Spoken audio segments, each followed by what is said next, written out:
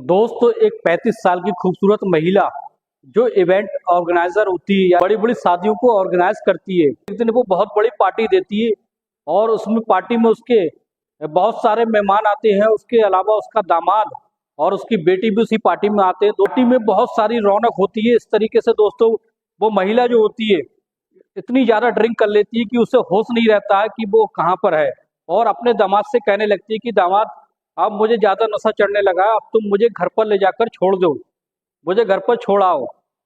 दोस्तों उसका दामाद जो होता है वो पहले से ही उस महिला की ओर आकर्षित होता है और इस तरीके से वो अपनी कार में बैठा कर ले जाता है, उसके बिस्तर पर लिटा देता है। जैसे ही वो वहां से जाने की कोशिश करता है, वो 35 साल की महिला, खूबसूरत महिला, उसका हाथ पकड़ लेती है और नशे की हालत में कहने लगती है कि तुम मेरे साथ, तुम मुझे बहुत पसंद हो और तुम मेरे साथ संबंध बनाओ। दोस्तों फिर क्या होता है, वो छेड़खानी करने लगती है, अपने दामाद के साथ ही वो संबंध बनाने लगती है। इसके इस बात की सच्चाई जब उसकी बेटी को होती है तो दोस्तों बहुत ही बड़ा कांड हो जाता है। आइए जानते हैं। नमस्कार दोस्तों, क्राइम स्टोरी में आपका स्वागत है। मैं अफसार सिद्दीकी। अगर आपने हमारे चैनल को सब्सक्राइब नहीं किया तो सब्सक्राइब जरूर कर लें ताकि मोटिवेशन बना रहे। दोस्तों राजस्थान के उदयपुर के एक छोटे से गांव में रहने वाली एक लड़की जिसका नाम किरण होता है। किरण की उम्र लगभग 22 साल की होती है और दिखने बाहर में बेहद खूबसूरत होती है। दोस्तों क्या होता है, उसकी मम्मी का नाम रजनी होता है। रजनी 35 साल की उम्र की रजनी होती है। रजनी की उम्र होती है 35 साल की और रजनी दिखने बाहरने में अपनी बेटी से कहीं ज्यादा खूबसूरत होती है, यानी किरण से कई गुना ज्यादा खूबसूरत उसकी मम्मी होती है।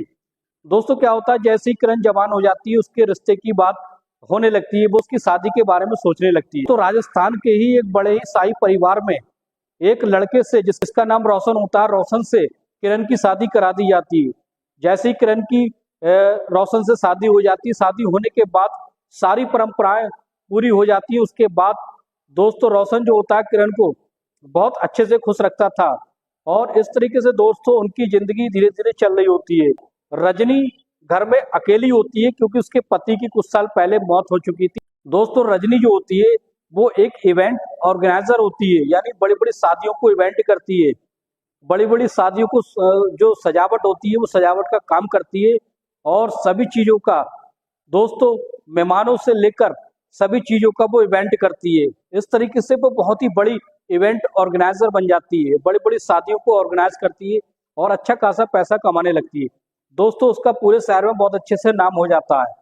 और दोस्तों रजनी जो होती है दिखने बाहर में बेहद खूबसूरत होती है, गजराए जिस्म होता है। उसको देखकर जब पहली बार उसके दामाद रोशन ने जब उस पहली बार रजनी को देखा था तो देखकर बहुत ही ज्यादा अचंभित हो गया था, बहुत ही ज्यादा सदमे में पड़ गया था कि उस बेटी से ज्यादा खूबसूरत, यानी उसकी पत्नी से ज्यादा खूबसूरत उसकी सास है और दिखने बारने में कई गुना ज्यादा खूबसूरत भी है और एकदम से जवान भी लगती थी। दोस्तों रोशन जो होता दिल ही दिल में अपनी सास को चाहने लगा था, लेकिन वो इस बात की जिक्र नहीं कर पा रहा था क्योंकि ये बहुत ही शर्म वाली बात होती, क्योंकि उसकी बेटी किरण से उसने शादी की थी और इसलिए वो मन ही मन में रजनी को चाहने लगा था, लेकिन इस बात की खबर रजनी को नहीं थी। तो एक दिन ऐसा होता है, रजनी जो होती है बहुत बड़ी पार्टी को ऑर्गेनाइज करती है। रजनी जो होती है किसी बात की बड़ी सी पार्टी देती है जिसमें बहुत बहुत दूर के मेहमान आते हैं, उसके रिश्तेदार आते हैं और साथ में अपने तरीके से उस पार्टी में रजनी अपने दामाद रोशन को और अपनी बेटी किरण को भी इनवाइट करती है। जैसे ही रात का समय हो जाता, पार्टी शुरू हो जाती है, तभी उसका दामाद आता है। दोस्तों फिर बहुत ही जश्न मनाया जाता है। शादी पार्टियों में तो शराब का सेवन करना एक आम बात हो चुकी है और इसलिए रजनी जो होती है वो बड़ी बड़ी पार्टियों को ऑर्गेनाइज करती है और इसलिए उसके लिए आम बात होती है शराब को पीना।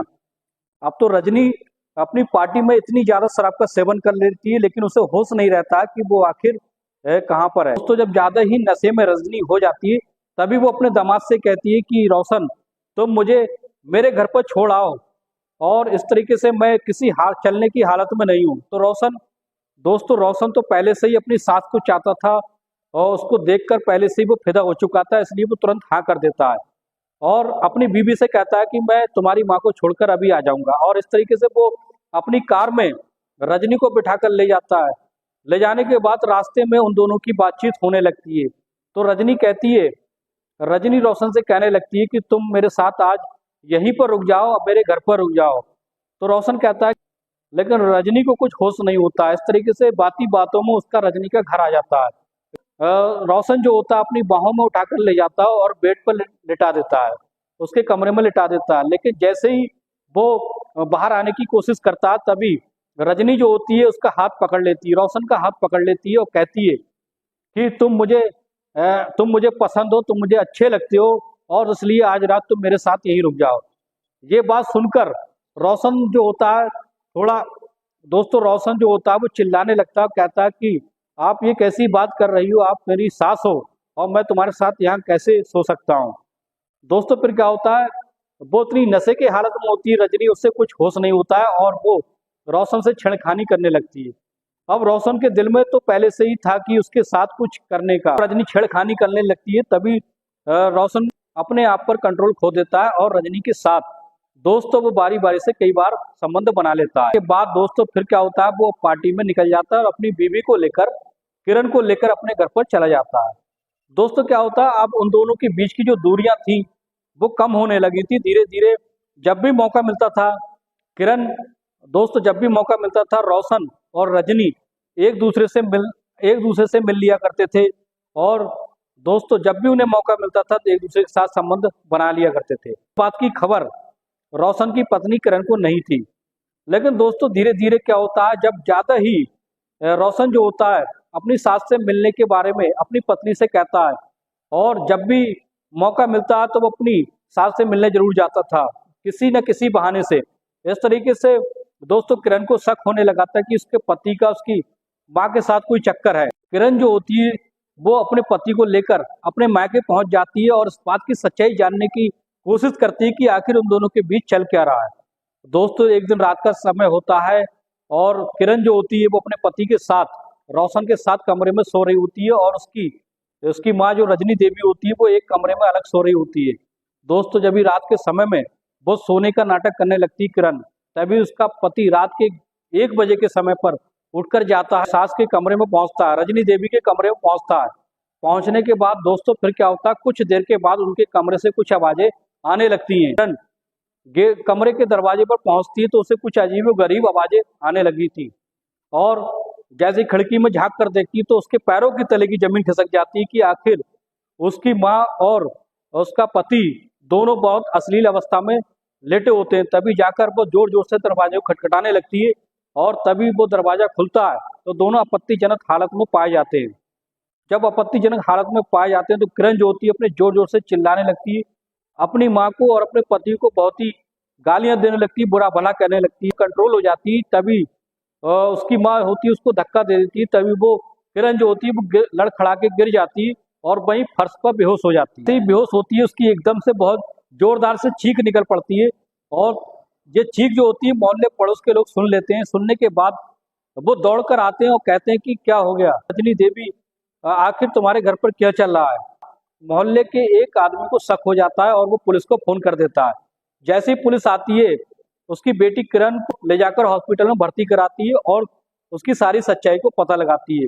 तभी किरण कहती है कि उसकी माँ ने उसको धक्का दिया था और इसका संबंध उसके पति से है, काफी समय से ये दोनों उसको धोखा दे रहे थे। पुलिस जो होती है उनके घर का मामला होता है, समझा बुझाकर कहती है कि ये सब बेहद ही शर्मनाक है। किरण के पति रोशन को बहुत अच्छे से समझा देती है और वार्निंग देकर छोड़ देती है कि दोबारा ऐसा कांड कभी नहीं होना चाहिए।